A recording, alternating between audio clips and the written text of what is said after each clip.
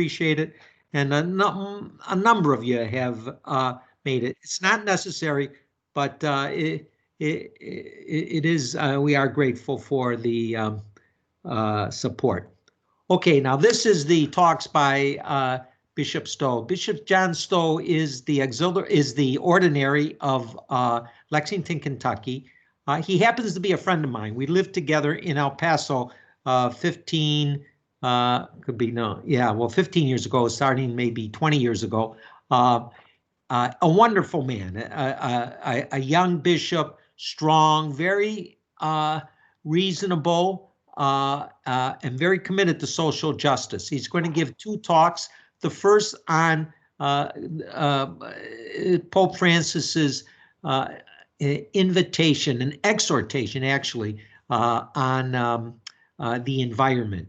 But John, he kind of waits for every word of Pope Francis. He's going to include the latest encyclical Fratelli Tutti in his talk. So I think if you can come, excellent. It's going to be at Christian Brothers University at 7 o'clock in the, they have a big theater there, so we'll be able to keep distances. I think we can probably have 150 people without any violating social distancing. But anyway, it's also available on Zoom. You just take that channel, CBU EDU / social justice, and you'll be able to find that on Zoom. Okay. The mendicant, I want to start now with, let me see if anybody is waiting to come in. This is part of a problem that I'm having is, okay. Yeah, Matthew and Michael are being a minute now. Okay. The this is where we stopped last time. I was telling you about the mendicant orders, and I wanted to tell you a little bit about the spin-offs of the mendicant orders. Excuse me.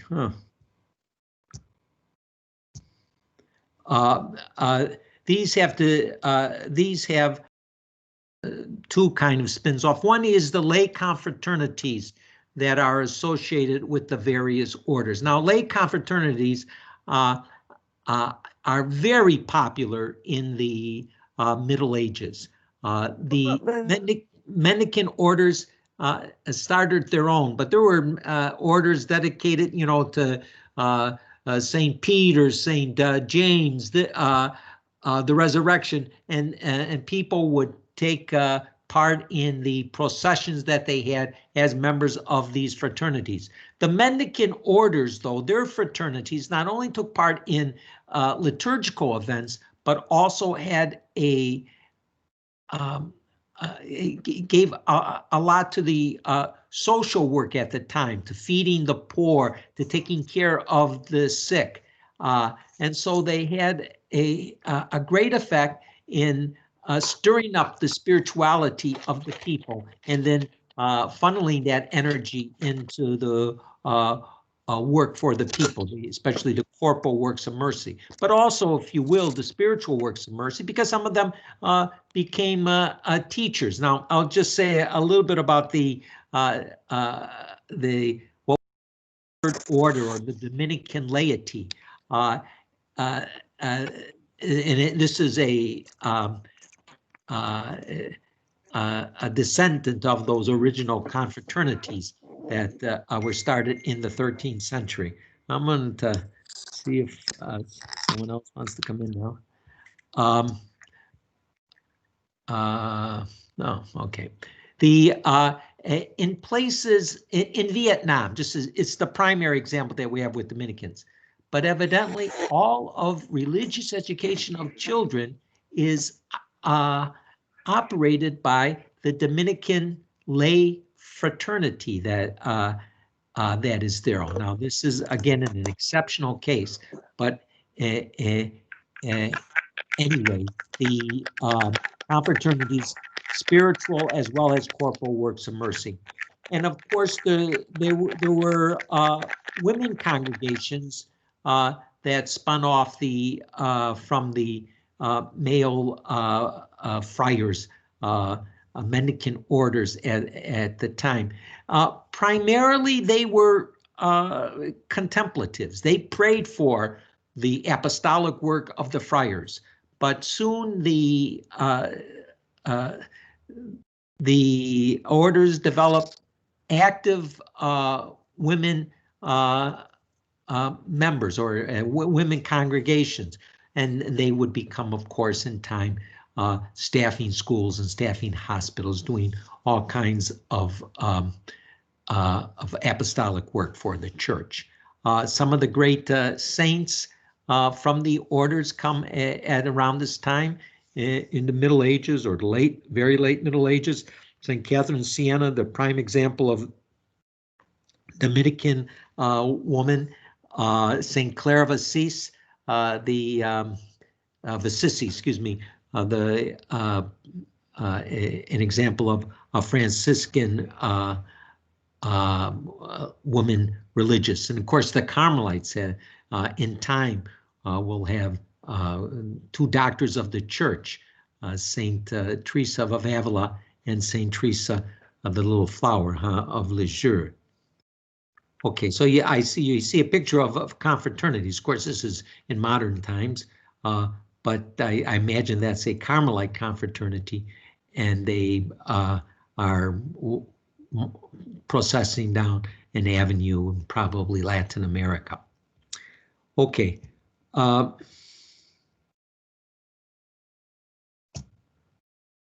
we want to talk about the cultural advancements of the 13th century. Before I tell you about these, I would like you to have an appreciation of the 13th century as kind of a climax in the church. In many ways, it was the greatest of the centuries, at least for the Catholic Church. There was, for a good part of the century, a great deal of peace. It was a time of prosperity. I told you how there was a boom in agriculture because of the warming trends at the time, and more production, and that made for more leisure, more study. A time of great peace, and we have the sense of Christendom, the world dedicated to Christ, probably more than at any time in the history of the church. All of Europe was Catholic Christian, some exceptions. Of course, there was always Jews, Muslims in Spain, but for the most part, Europe had a common identity about the church, and especially the great popes at the beginning of the century, Innocent III, were able to bring the kings and emperors under his spiritual tutelage. He was kind of like a teacher and spiritual advisor to everyone. So they respected him and they felt their authority from God. And that's going to change actually as the century goes along. We'll see this, how the idea of the kings and the emperors receiving their authority from God. We can read this in the scripture, Romans 13:1, Paul telling the Romans to pray for their the civil authorities, and they get their authority from God. But then, as a matter of fact, it was Aristotle whose writings were being kind of reintroduced in the civilization, Western civilization. Of course, they were kept by especially by the Irish monks. And he had the idea, no, it's a natural government, rulers is a natural phenomenon. They don't get their authority to God; they get it from the people, and that had something to do perhaps not the biggest effect. It was probably more typical human arrogance and desire that caused the disintegration of Christendom. But anyway, there was in the 13th century a great deal of peace and harmony and common purpose, and it was called. It has been called Christendom. I'm not sure if that was a popular term at the time or if that's how historians have called it. But let's talk about the cultural advancements at the time. I already mentioned one, the reintroduction of Aristotle, and but that plays out in different ways. What we want to start first is the Gothic cathedrals.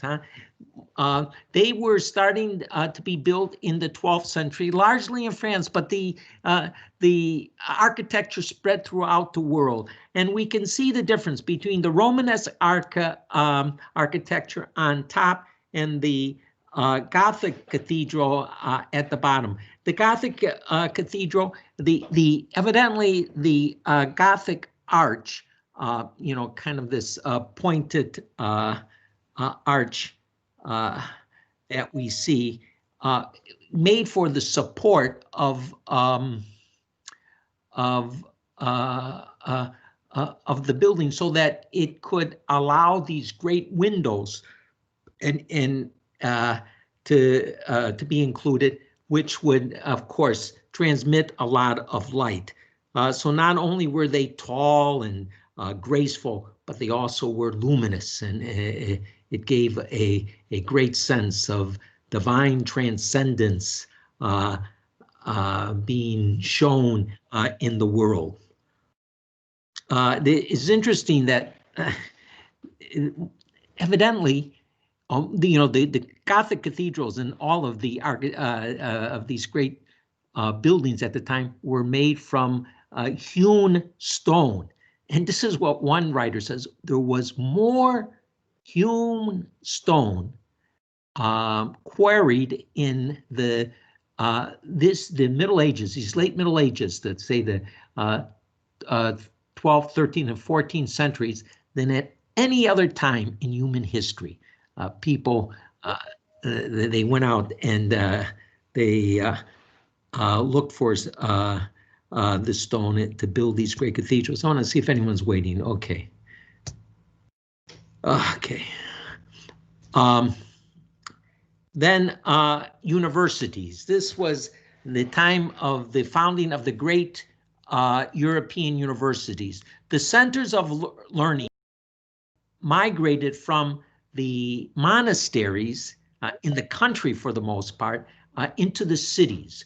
People were gathering into the cities, as we talked about. This economic advancement allowed for more of a diverse economy. Artisans came to this city, merchants came to the city, and they formed,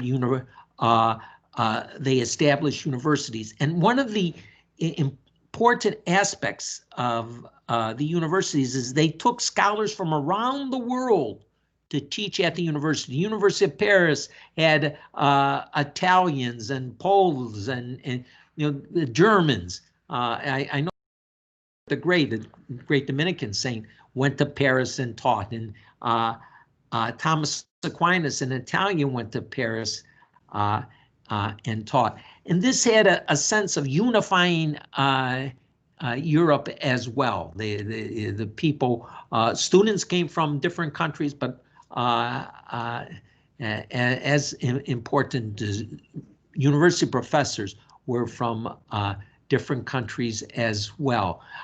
The first university to receive a kind of papal recognition, and this was important. The Pope had a great deal of sway in those days, much more than today, was the University of Paris. But Innocent III, who gave this recognition in 1215, had already studied theology and canon law at the University of Paris. He was an Italian as well.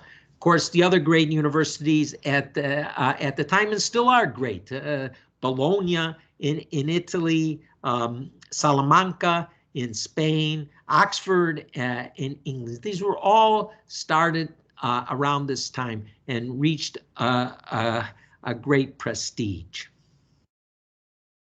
And the method that they use in study is called scholasticism. It's hard for us to appreciate the greatness of scholasticism today because it's a rather dry method of inquiry.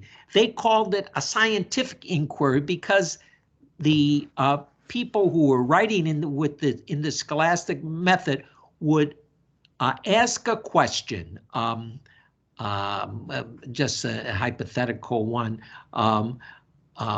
where is God? And then they would research the various authors and of course with the Bible to give possible answers.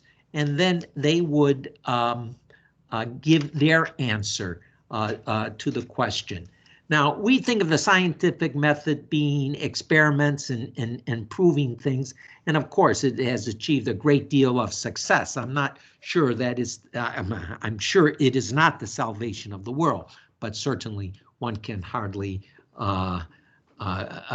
criticize greatly the modern scientific method. This was considered scientific in its own way because it brought the for answering these questions, different opinions from the great minds of the history, and then the author would give his own opinion. Of course, the great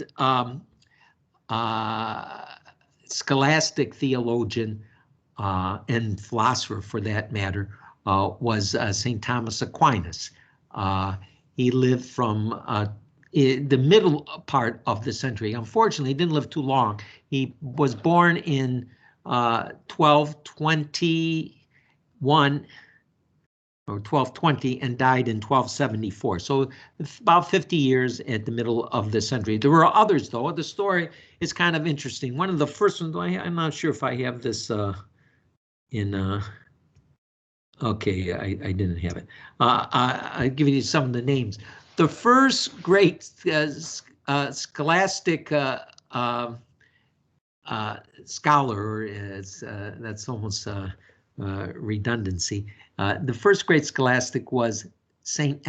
Anselm, and he is called the father of scholasticism. He lived in the 11th century. He was an Italian who became the Bishop of Canterbury in England and wrote some very profound works that are still kind of sources of inquiry into these questions. Why God, man? That's one of his Cur Deus Homo, as one of his great books. In the 12th century, there was a fellow by the name of Peter Abelard who really started in a new way the scholastic tradition. He brought different around questions. He brought different opinions of scholars. Again, Aristotle, the Bible, Augustine, all of these people. But evidently, I never read Abelard. He never answered the questions. He just gave them various opinions. But what's interesting, he's considered a very important person in the history of intellectual life.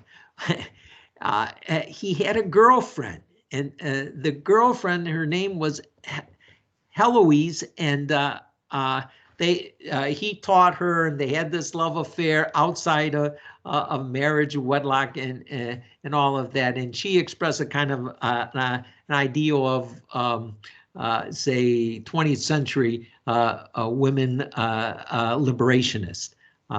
It's just an interesting anecdote. Well, Abelard wrote these questions. Another man who furthered this scholastic tradition was a fellow by the name of Peter Lombard. And Peter Lombard kind of summarized theology in his book of sentences. This was in the latter part of the 12th century. And then in the 13th century, all of the great theologians had their commentaries on Lombard's sentences. Aquinas had his commentaries. This is early Aquinas. It's not the most refined work of Aquinas that we have in the Summa Theologica. Bonaventure had his. And then after Lombard, the great theologians of the 13th century, Aquinas and Bonaventure especially. Aquinas is just brilliant and so concise. His followers today wish that he would have expressed himself more, but evidently his mind was so fast that he wrote it down quickly or dictated it to his secretaries and went on with other things. However, some of the insights that he has, God's mercy, for example, are so wonderful that they still inspire theologians today. It's a hard trek to read Aquinas. All of the science, as I try to express, this scholastic method. But those who study Aquinas and who can appreciate him just marvel at his ideas. And they're not necessarily old theology. They have a kind of an eternal brilliance to them. Okay. Now a little bit about medieval mysticism. What is mysticism?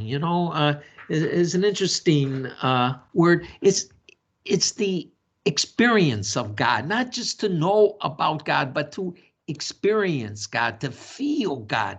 This is what the mystics do. And the great exemplar of medieval mysticism would have to be Saint Francis. He, in his prayer, his desire to be like Christ, he experienced, and what can one say? We just don't know. He experienced the wounds of Christ. He had the stigmata, his 2 hands, his legs, and on his chest, the blood coming forth. He experienced Christ in his body. The idea of mysticism comes from, it can be found in Scripture. I don't say it necessarily comes from Scripture, but it can be found in Scripture. St. Paul talking in 2 Corinthians about being brought up into the 7th heaven.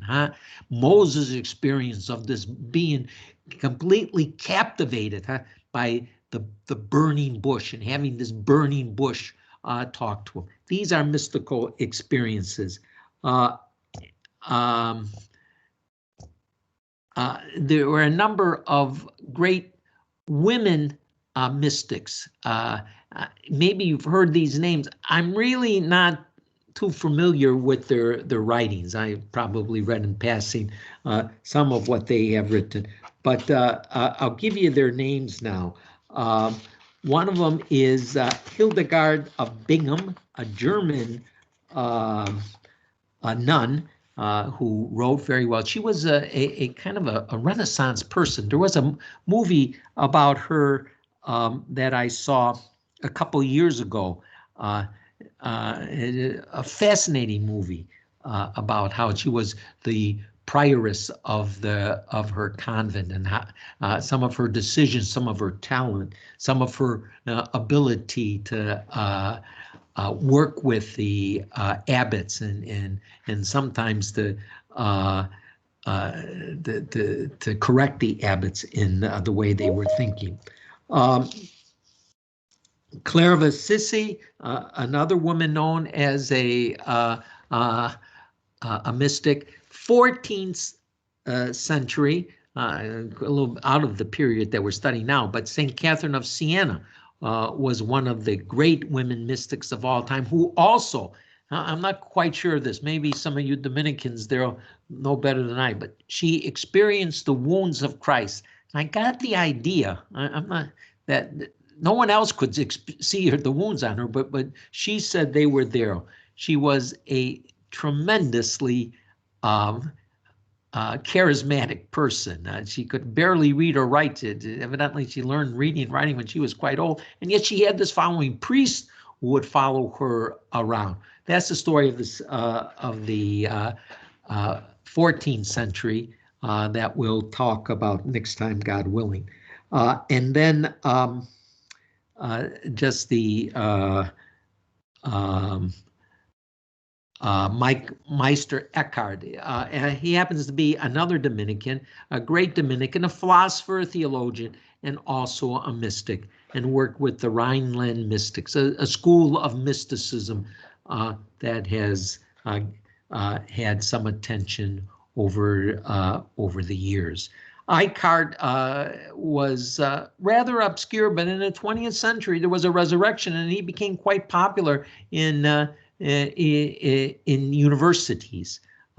His writings, again, not only philosopher, maybe a kind of a natural philosophy that he had. He was a theologian. There was some problems with, some people have problems with his orthodoxy, but he has never been condemned by the church, and I think the problems were answered. Well, you might defend he's a mystic. He thinks in different ways than classical theologians. In a sense, Thomas Aquinas was a mystic as well. However, his theology is so profound that he's no more for that than for his kind of mystical thoughts about God, his sense of feeling God. Okay, another aspect of the 13th century was the councils, church councils. Now, this is a current topic as well. This is not something just relegated to history. The idea of councils ruling the church has always been attractive, and I suppose especially to us Americans. We like to think of democracies and representative Republican government kinds of governments where everybody, or at least leaders, different leaders, have a say, and it isn't just one king or one pope with all the say. Well, in the 13th century, there were, I think, 6 consuls in the 12th and 13th, at the end of the 12th and the 13th century, 6 consuls, and there was a 7th one early in the 14th century. So a lot of consuls. Just to give you in a comparison, from the Council of Trent to the First Vatican Council, 300 years transpired without a consul, and here you have 7 in a little bit more than 100 years. It's but these consuls were dominated by the Pope. There wasn't a kind of a grasp for power by the bishop, especially Innocent III, this great cleric at the beginning of the century. He called the Great Council, Fourth Lateran Council. We're going to see that in a minute, and presided over it. That the bishops contributed, but I think they did what Innocent wanted them to do. And so we'll talk about that. This is the Lateran Council, Fourth Lateran Council. Now, when we say Lateran, what do we mean? Some of you may have some idea. Lateran is the cathedral of the Bishop of Rome, St. John Lateran. And it's an enormous structure. I don't have a picture here, but it's almost as big as St. Peter. St. Peter is rather set apart. The Lateran Cathedral now is in a kind of a busy part of Rome, but it's an enormous place. And the bishops, we're 400 or 500. They could easily meet in there. It was a very productive. The Lateran Council was very productive. Let's see if I have Well, yeah, it was well attended. Many bishops and even representatives of the governments, they came. Is again the unity, and especially the way Innocent was able to forge this cooperation of governments, of kings and bishops. So it was well attended. It made a declaration of the Orthodox faith, and this was necessary because, as we'll see in a little bit, the heretics at the time, the Albigensians, or if you will, the Carthers and the Valdensians, were kind of had a large following with their false idea of the evil of matter. So they proclaim the Orthodox faith. They don't talk about a catechism from the Lateran Council, but Trent produced a catechism. This is what Catholic believed. And Vatican II, not the Vatican II, commissioned a catechism. And of course, as some of us remember, in 1993, it became a reality. The Catechism of the Catholic Church, and it's been, I think, a great help. It's not necessarily the last word on theology, but it is the base, and a very good, solid base. Okay, so that, and then this is probably a doctrine that was defined by the Council, the Lateran Council, and the definition has caused a great deal of controversy, but transubstantiation, I think everyone here has heard that term and has a sense of what it means. It's a way to understand Jesus's real presence in the Eucharist. Again, this is Aristotle, who was kind of recently rediscovered, and the idea of transubstantiation. It was maturing for a couple of hundred years, but it was defined as the teaching of the church. In other words, if you're going to be a Catholic, you have to accept transubstantiation. The substance, what it is in its essence, changes from bread and from wine to the body and the blood of Christ. But the accidents, what we see, what we feel, what we taste, they don't change. So it's kind of like a miraculous intervention that we call transubstantiation. Probably just as monumental in its own way was the insistence at Lateran that all Catholics make confession once a year and receive communion during Easter time. So they receive communion once a year as well. Evidently, there was some, not everyone did go to confession regularly, and even for us, more difficult to understand, why didn't they go to communion? You know, and evidently feeling of unworthiness gripped the people. So there was this command that they had to go once a year. As a matter of fact, both these commandments, we call them commandments of the church, are still extant, and they're still on the books. But we interpret that necessity for confession, for the sacrament of penance, if one is in mortal sin. So we don't preach a lot about, you know, the need to go to confession once a year, perhaps because we think most people who come to church, at least, are not in mortal sin. But let it be. I want to say my own sense is that we all should go to confession regularly, frequently, 3 or 4 times a year at least. And it's not hard. Advent penance, and maybe once during the summer. One says the school year or the work year kind of begins in the fall. Good times to go to confession, and it's just good for the soul, as we all know, in different ways. Okay. And this is kind of the embarrassment of the Lateran Council. It mandated that Jews and Muslims wear special clothing, that they identify themselves as not being Christian. So they kind of branded Jews and Muslims, where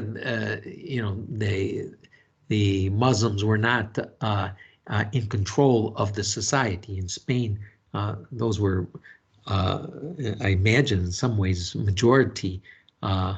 In some places, majority Muslims. But anyway,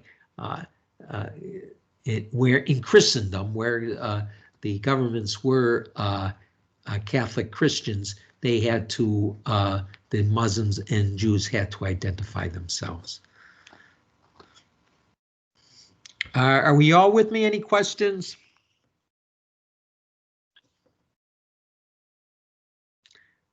Okay. Go on, talk a little bit about the heresy and the medieval Inquisition. Now we say medieval Inquisition because we want to distinguish it from the Spanish Inquisition, which was evidently, 3 or 4 steps beyond what was done in the medieval Inquisition. But the first thing to note is who were the heretics at the time in Europe. Largely consolidated in southern France around the city of Albi, so they're called Albigensians. Cathars is a better word because that word means purity, and they were purists, a little bit like to say the Puritans. Anything that had to do with the body or material things were bad. And this, of course, would lead to a rejection of sacraments. Sacraments all have something to do with the material, with material. And if material was bad and spirit is good, then you have to reject sacraments. I'm not sure if all of the Cathars and would have followed that, but this is a logical conclusion. The idea, these ideas were brought, interestingly, by the Crusaders when they were returning to Europe from the east, and they passed through Eastern Europe, places like Romania and Bulgaria. That's where these ideas were rampant, and they brought them to southern France and northern Italy. Valdensians is another sect similar, a similar kind of distaste for material things, but not quite as radical as the Cathars. Now, it has the, speaking in favor of these people, they were reacting to clergy who were not living ideal lives, at least to some extent. There were clergy, as I say, who had their families, and here they promised to be celibate. They were interested in pocketing as much money as they could from the people, and Christ had no place to lay his head. He was the poor person. So it was partly a reaction to them as well. But anyway, in the 12th century, the popes wanted the monks, the Cistercians, to preach against these heretics. They did, but they didn't have too much success, maybe because they were monks and came from places with resources. But the new mendicant orders, the beggars, that's what it means to be a mendicant, they did have some success in converting because they lived the simplest of lives, and they could say, no, what material things are good, we just have to use them correctly. When we misuse them, that's where trouble is caused. And they were more credible than the monastic preachers. In 1209, Innocent III called for, he called for a crusade. against the. I'm going to wait. Just wait a second for this one. Call for a crusade against the Albigensians, and actually, it was the Crusades that was able to annihilate the Albigensians in southern France. It wasn't just they weren't completely convinced by the preaching of the friars, but the leaders at least were the Crusades called against them. In the latter part of the in the late, well, around 1230, Pope Gregory, I forget his number now, but he, I think 9th maybe, anyway, he called an inquisition. And the idea of an inquisition, we can see this inquisitor here has an olive branch and a sword. The olive branch, the sign of peace, was to give them a hearing, you know, to try to convince them peacefully that what they were saying and the way they were living was wrong. But if they didn't conform, there would be this threat of punishment. This, by the way, is a Dominican. Dominicans better trained in theology than the other religious orders at the time.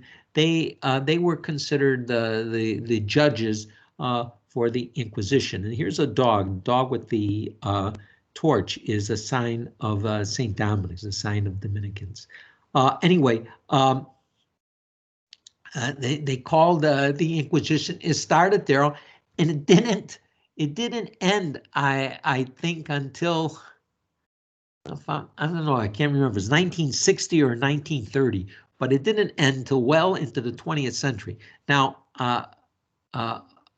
want to make a distinction between the Inquisition, the medieval Inquisition, and the Spanish Inquisition, which was not run by the church, but by the monarchs, the Catholic monarchs, and they had Dominicans as well, as a matter of fact, religious doing the inquiries, but the punishment was always carried out by the state. As I believe in the medieval Inquisition, the punishment was carried out by the state. But anyway, much milder in the 13th century than in the 16th century, when the Spanish, after the order that the Jews and Muslims leave Spain, either become a Christian or leave Spain. Some of them decided to feign Christianity, and that's where the judges had to try to investigate if they really did become Christians or if they were just faking the Christianity. Okay.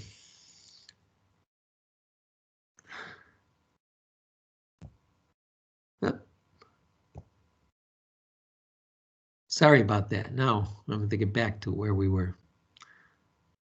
What did I do? Oh, I don't know what happened now. Okay, we'll just go on from here. Get going.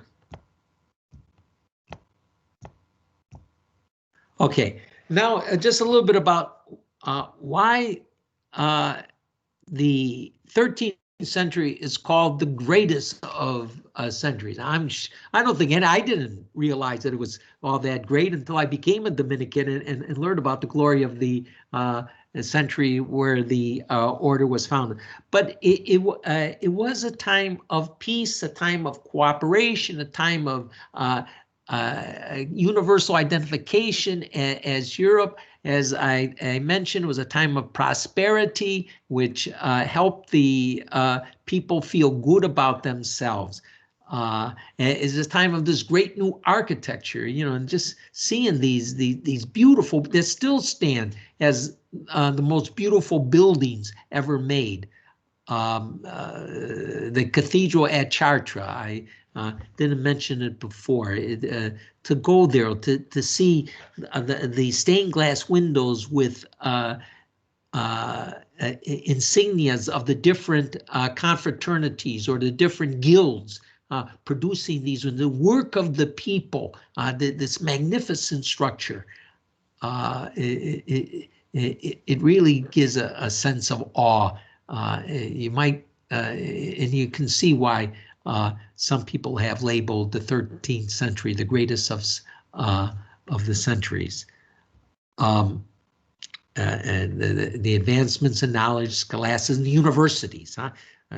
Certainly, university is what we think of education today, the climax of education. Well, it all started then. And I think we can look at St. Louis IX as a representative of the century. He was the king of France. He participated in 2 crusades and he died in the second one, but known for his care about the poor, for his building hospitals and education centers, for his kind of establishing a system of law where people would be interrogated to come up with the truth and a right verdicts, as all a kind his legacy in France and in Europe, and it does, I think, symbolize the age. Now the end, the taking apart of Christianity, the end of Christendom. It came about because of political rivalries. The Holy Roman Emperor was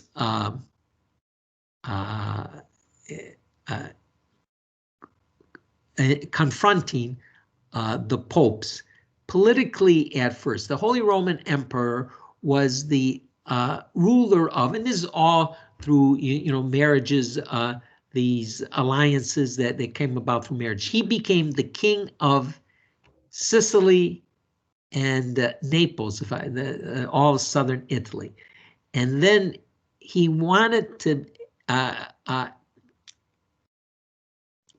ally the city-states in northern Europe to support him, so that he could put the Pope in a kind of vice, and southern Italy would be his, northern Italy would be his, and the Pope not being able to, to defend both frontiers would have to bow to his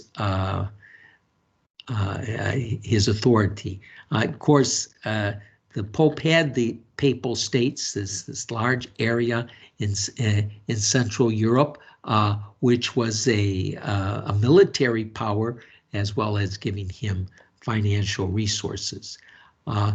Pope Frederick II was kind of educated by Innocent III, but he came to be a great thorn in the sides of later popes. Let's see if I have anything else I wanted to mention about that. Okay, this was some of you probably like me were taken up just by these names, these exotic names, Guelphs and Ghibellines, these political parties in Italy in the latter part of the 13th century. The Guelphs supported the Pope. They would defend the Pope's right to rule and the Pope's kind of sense of sovereignty over the whole world. He was the one that God designated to rule the spiritual lives. And after all, we sometimes think the spiritual has priority over the physical. And so he was, the Pope's, Innocent III saw himself as this kind of the most important leader in the world. And that wasn't new to him. We're going to see how it plays out in a rather tragic way at the end of the 13th century. But the Guelphs and the Ghibellines were favoring the prior importance of the state, the leaders, the state leaders. Charles of Anjou was a Frenchman who was given the Pope had some leverage and gave the kingdom rule over Sicily and southern Italy to this Frenchman, Charles of Anjou. He was a tyrant, a ruthless man, and he killed off all of Frederick II's descendants. So the Frederick's family, they were called the Hohenstaufens. They were left without any heirs, and for a while they kind of didn't have any importance at all. Not the family. The whole idea of the Holy Roman Emperor receded in importance. It will come back especially in the 16th century with Charles V. But for a while, it lost its importance, and then the French became the great antagonists of the Pope. Remember, Frederick II was the antagonist in the middle part of the 13th century, and at the end of the century, it was the French king who created problems. Charles Anjou, ruthless king, French, at the middle of the century. He was thought to be a friend of the Pope, but then the French kings, they started their own rivalry with the Pope. And I mentioned this before. It's interesting in the sense, just the theoretical part of it.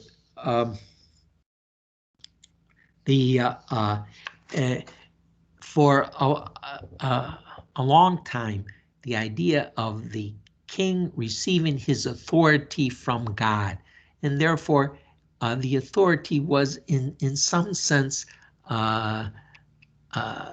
because it was from God, it was in some sense limited by the authority of the Pope, who was the designated the designated leader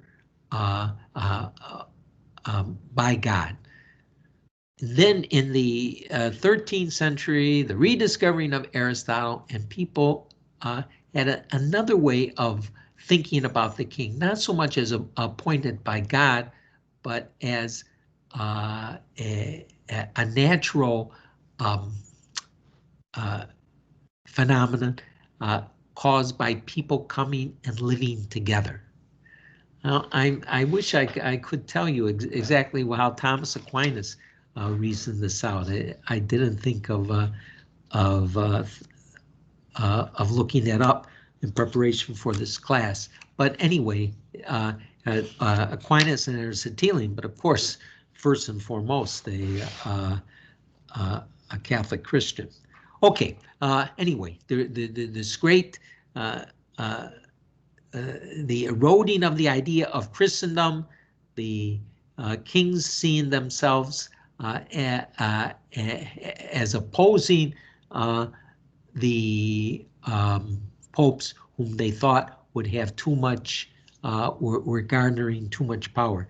And it all came to a head at the end of the century, when Philip the Fair, Philip IV of France, wanted to tax the clergy. Now, clergy at this time, and we're going to hopefully see it with the next lecture when we talk about the 14th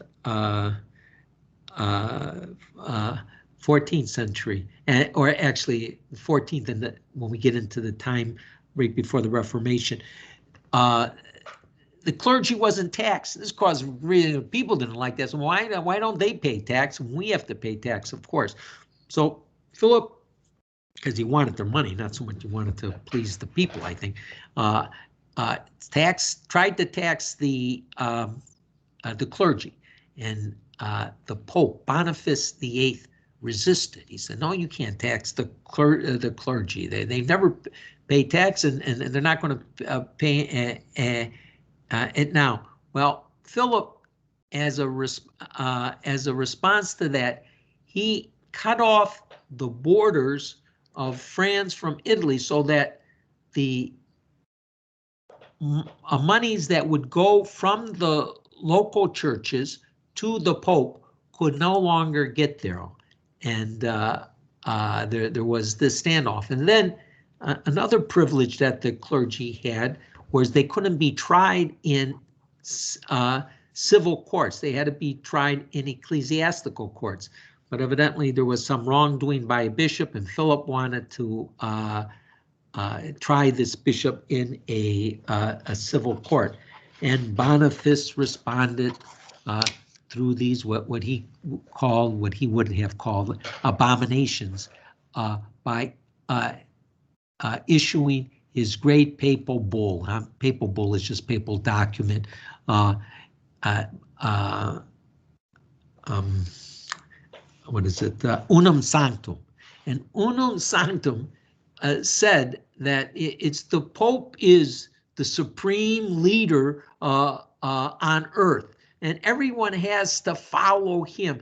And anyone who doesn't submit to what the Pope says, cannot enter the heaven. They say, this. A lot of popes would have thought about that, but he put it in writing and kind of into the face of Philip IV, Philip the Fair in France. And Philip responded by going and taking Boniface out of Rome, forcing him into exile, where he died. And again, it's the civil ruler with his armies that were able to prevail, at least in this case. But there was a lot of arrogance, I think we can say, on the part of Boniface that caused that. Okay. So that's and that happened in 1302, Unum Sanctum. I think 1308, Boniface died, and we have pretty much the end of Christendom, and of course the end of the great 13th centuries. Started out so magnificently, so hopefully for the church, and we can say for the world, and it ended in disarray in the 14th century, a pivotal century for sure, but it's a lot of misery and difficulties. We're going to see that next time. I want to highlight some of these dates now. So we want to use this as a kind of review of what we studied last 2 weeks ago and today. Bernard of Clairvaux, one of the great men of the 12th century, certainly the most prominent churchman of the 12th century, the abbot in Clairvaux, and the leader of Cistercians. I don't think he founded the Cistercians, but he certainly was his most prominent member. He was able, by his preaching, to call a crusade, and that's how magnificent his preaching was. Then in 1209, Innocent caused a crusade against the Albigenses. Here I just want to include Innocent III as one of the great popes of history and one of the great men of the 13th century, how he was able to bring church and state together under his tutelage. Not to say his rule, but he was able to move the kings to do what he to carry out his vision of reality.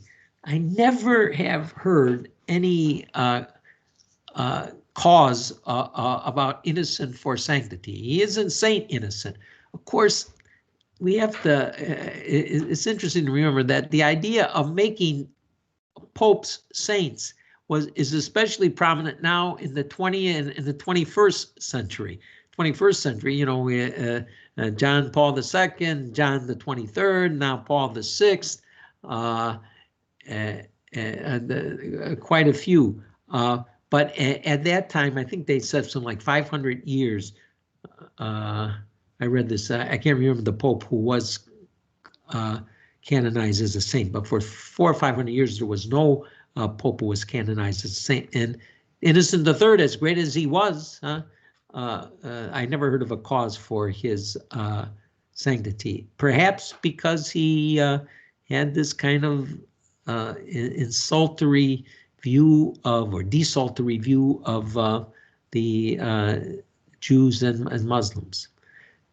The Fourth Lateran Council, 1215, how that very significant council promoting the mendicant orders, establishing transubstantiation as the official teaching of the church on how the elements become the body and blood of Christ, and so forth. Yeah, 1215 also, Innocent III gives the University of Paris special recognition, and it reminds us of this is the era of the great universities, the founding of the great universities of Europe. 1220, the completion of the Gothic cathedral at Chartres, which is probably the best example of Gothic architecture that there are. It's not quite as big, maybe not quite as magnificent as the cathedral in Notre Dame, but very, very lovely. I didn't mention that St. Louis of France, Louis IX, he built the Sainte-Chapelle in Paris. If you go to Paris, you go to see Notre Dame, and then you're invited to go see Sainte-Chapelle. It's another 10 or 15 euros, but it's a marvel. It's just this beautiful Gothic structure with these lovely, lovely windows. Is magnificent. Okay, the important part, the renewal of the church, bringing a certain amount of reform, the Lateran Council, and then the mendicant orders, that there could be this blend of monastic discipline, monastic prayer, and apostolic zeal. It's the Franciscans, the Dominicans, we said, the Augustinians, the Carmelites, the Servites are the big ones, and they still exist today. 1225, St. Francis dies. The scholasticism, well represented by St. Thomas Aquinas. This is a picture of a painting of St. Thomas Aquinas. Some people say he was enormously fat. I mean, really obese. Other people say that it couldn't have been. He walked from one side of Europe to the other, and you don't walk so far with if you have a lot of weight. So I don't know what to believe on that. But whether he was fat or not, he certainly was a genius. And then we talked about the turmoil at the end of the century, especially these the difficulties between church and state and who has priority.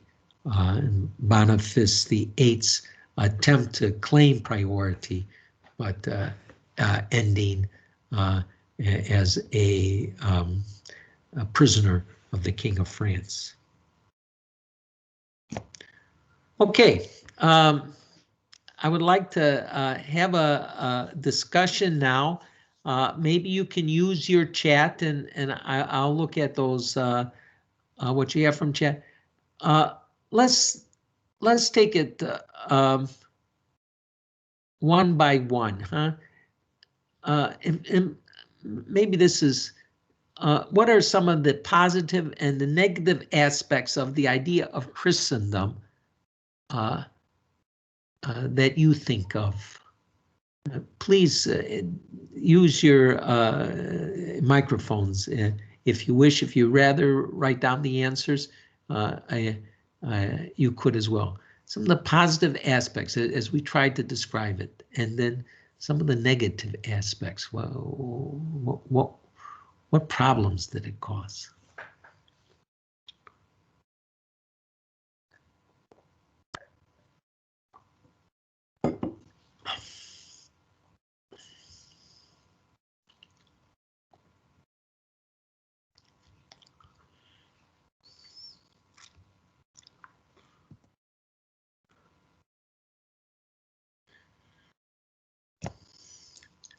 Carmen, this is Dave.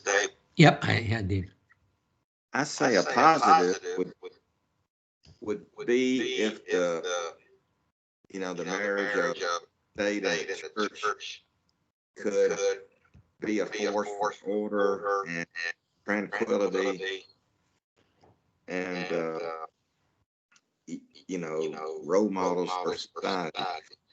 And then, of course, the negativity would be to the extent that either the hierarchy or the political leaders didn't live up to those virtues or values. You're right.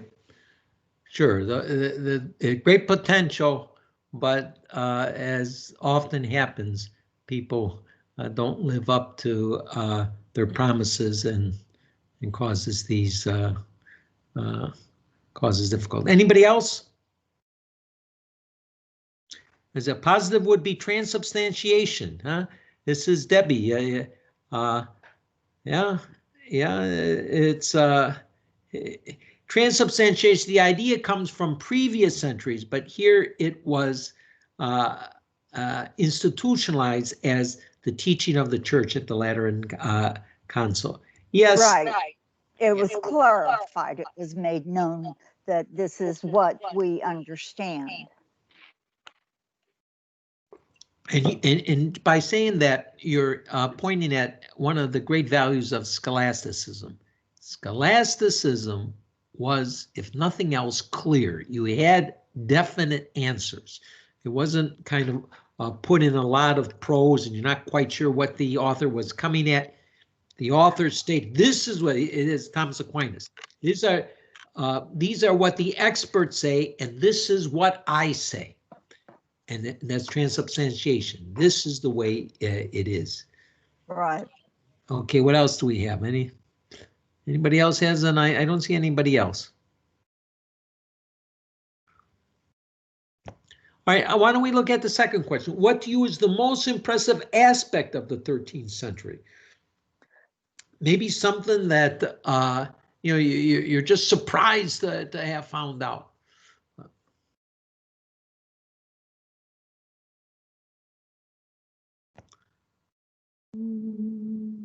Okay, branding of Jews and Muslims. Yeah, we kind of think of that with Hitler, and here was done by Innocent III at the Lateran Council. Okay, positive would be spread of education Christianity to the masses. Yes. Father William Valentine is wanting to come back in. Oh, okay, I'm sorry, thank you. How do we get him in there? Okay, we'll get him in here by going to people. And here we go. Okay, he should be in. William, are you with us now? Yes. Okay. Somehow I got dropped. Yeah, that always happens to me. I can't explain it. Okay, negative, certainly that's negative, the branding of Jews. Tenets of the church formally. Joe, what exactly do you mean by tenets of the church formally? You mean the teaching in Lateran about the teaching of the church? Yes, Father, having people the Eucharist explained, defined, encouraging people to go frequently, going to confession at least once a year, the formation of the first catechism, the basics of it, things like that. Yeah, I'm not, I don't think it was the first catechism, but it was the a formulation of the teachings of the church.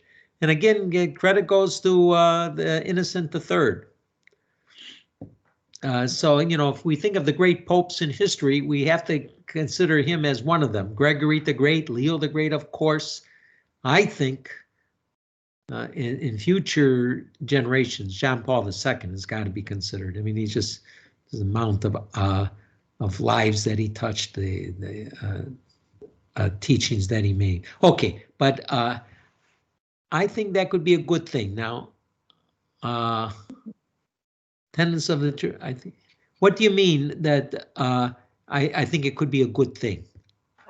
I think making the Jews and Muslims wear their own clothes, I think that's a positive thing.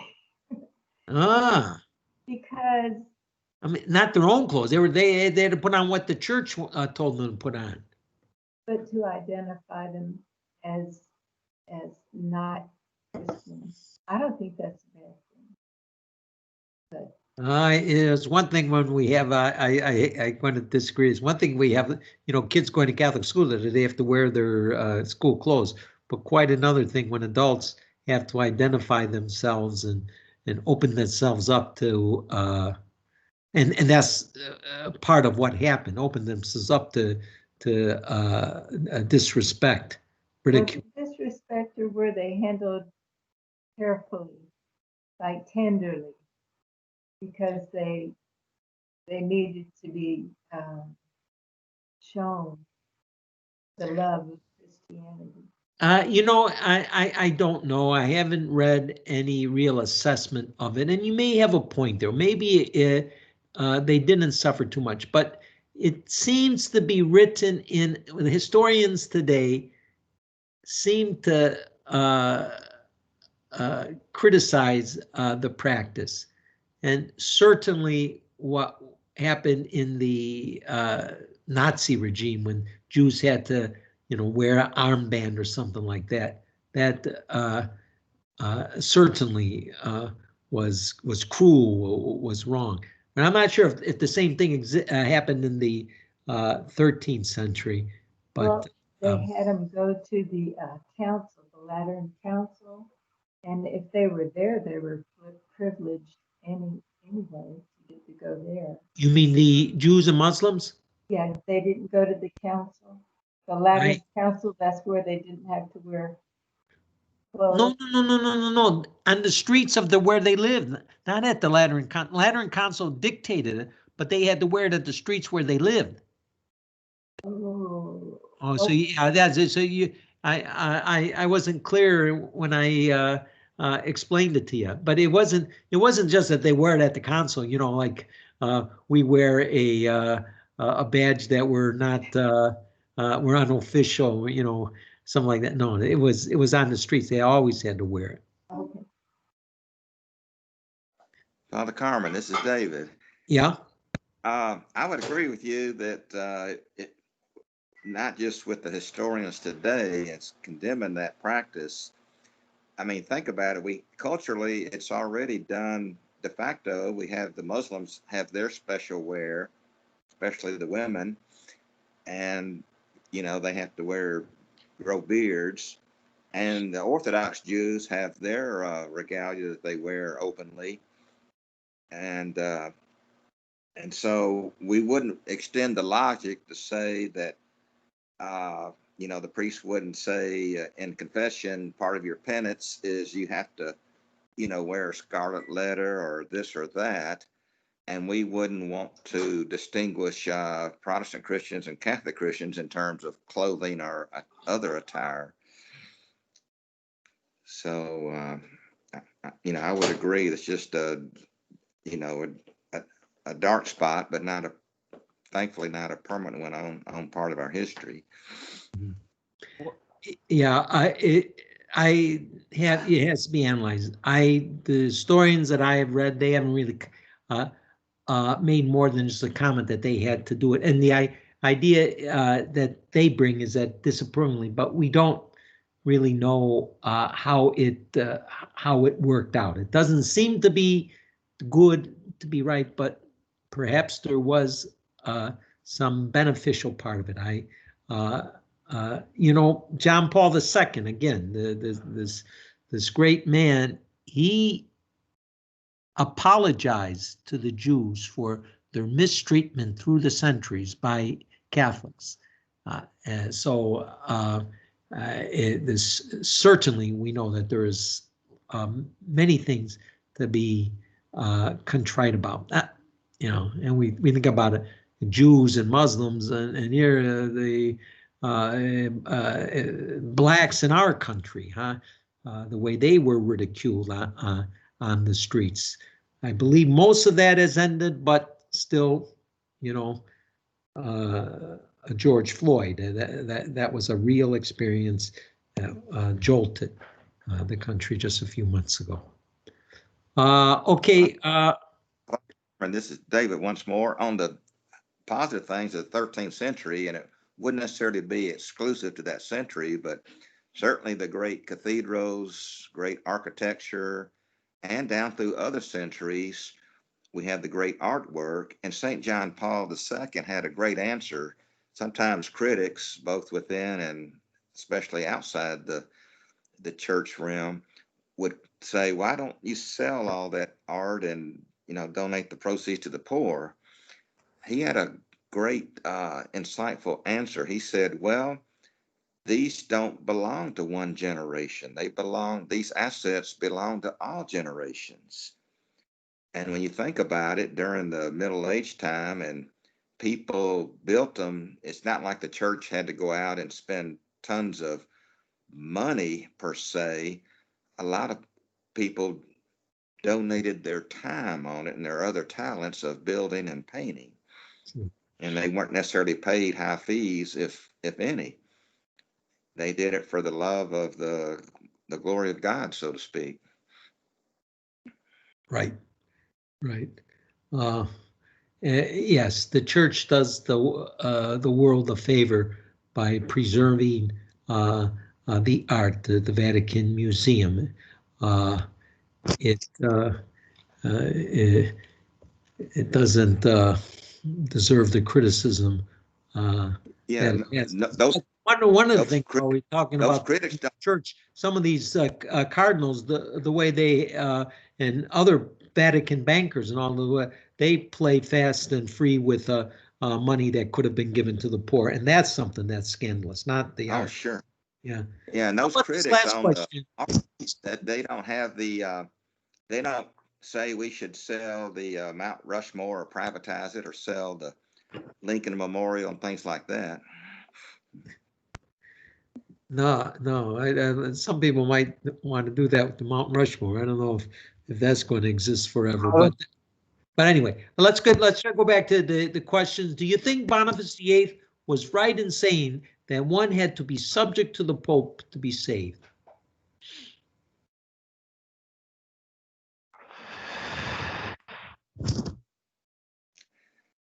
Well, I'll volunteer again. I would say it's a definite no. No.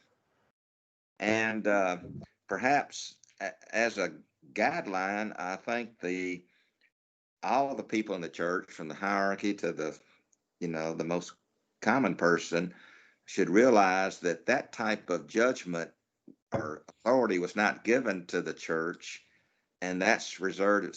Judgment is reserved exclusively for God. On the other side of the grave, we can't, we can declare saints in heaven, but that doesn't mean others aren't. And we've never declared that anyone in particular was in hell, but we don't deny there is a possibility of hell.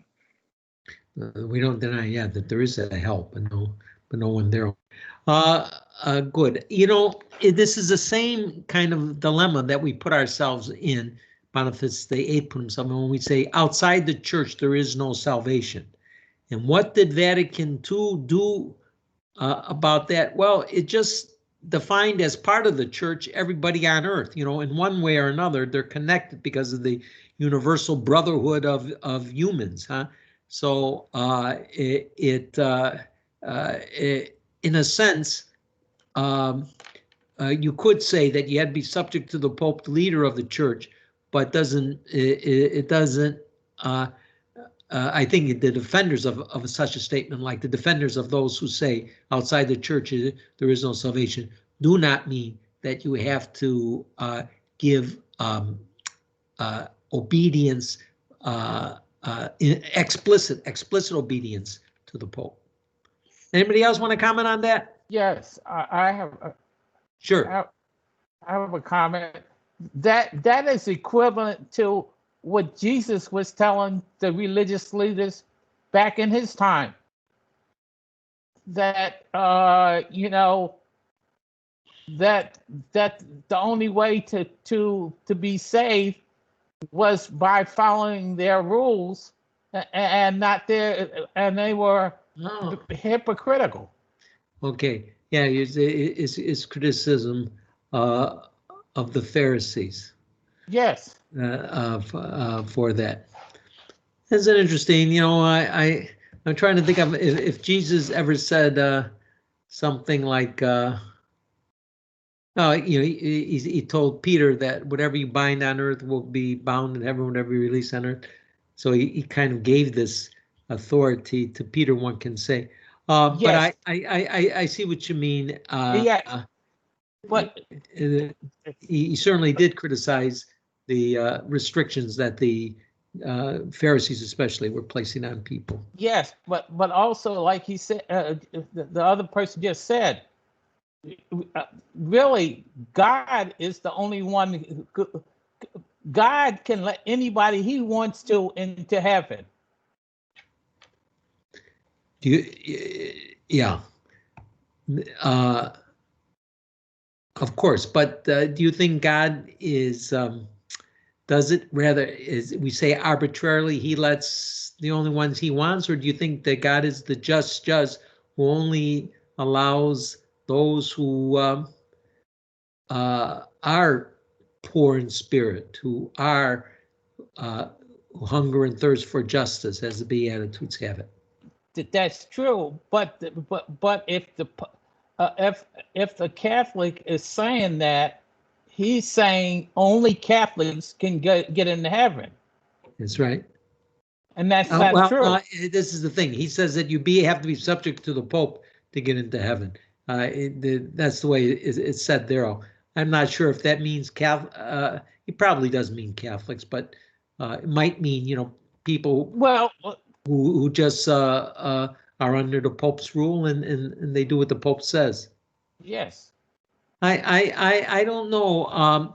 Aquinas, again, this is where not only Aquinas' insight but his clarity.